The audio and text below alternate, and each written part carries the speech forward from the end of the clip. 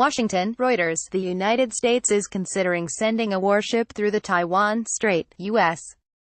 officials say, in a move that could provoke a sharp reaction from Beijing at a time when Sino-U.S. ties are under pressure from trade disputes and the North Korean nuclear crisis. A U.S.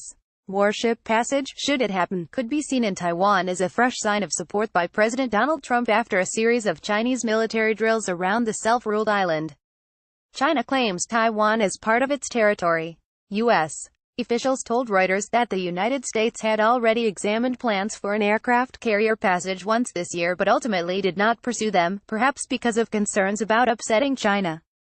The last time a U.S. aircraft carrier transited the Taiwan Strait was in 2007, during the administration of George W. Bush, and some U.S. military officials believe a carrier transit is overdue. Another, less provocative option would be resuming the periodic, but still infrequent, passages by other U.S. Navy ships through the strait, the last of which was in July 2017. The Pentagon declined comment on any potential future operations, and it was unclear how soon a passage might take place.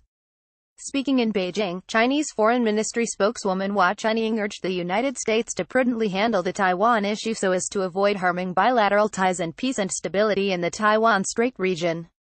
We have repeatedly emphasized that the Taiwan issue is the most important and sensitive core issue in the China-U.S. relationship, she told a Daily News briefing on Tuesday. Taiwan's defense ministry declined to comment, saying the news had yet to be verified.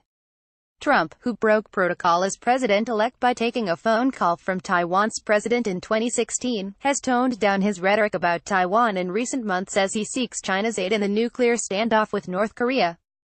The United States and China are also trying to find their way out of a major trade dispute that has seen the world's two economic heavyweights threaten tit-for-tat tariffs on goods worth up to $150 billion each. China has alarmed Taiwan by ramping up military exercises this year, including flying bombers and other military aircraft around the island and sending its carrier through the narrow Taiwan Strait, separating it from Taiwan. They're turning up the heat, a fourth U.S. official said, speaking on condition of anonymity to describe the U.S. view of Chinese activities around Taiwan.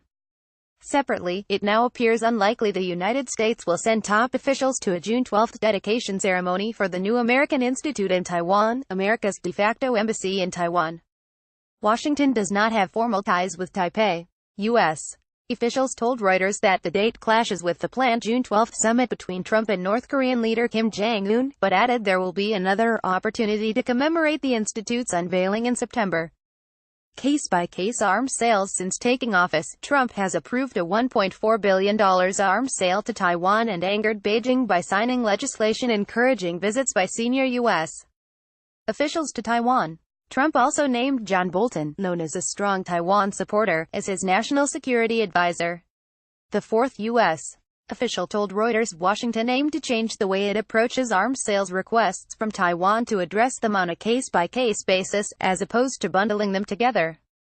Robert Hammond Chambers at the U.S.-Taiwan Business Council Trade Association said moving away from bundling, a practice in place for a decade, would be better for Taipei's defense needs, treating it more like a regular security partner. We get into difficulty when we treat Taiwan differently, which opens the door for the politicization of the arms sales process. Hammond Chambers said. Military experts say the balance of power between Taiwan and China has shifted decisively in China's favor in recent years, and China could easily overwhelm the island unless U.S. forces came quickly to Taiwan's aid. The United States is bound by law to provide Taiwan with the means to defend itself, but it is unclear whether Washington would want to be dragged into war with China over the island.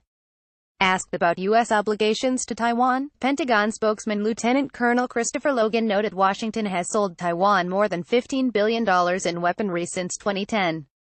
We have a vital interest in upholding the current rules-based international order, which features a strong, prosperous, and democratic Taiwan, Logan said.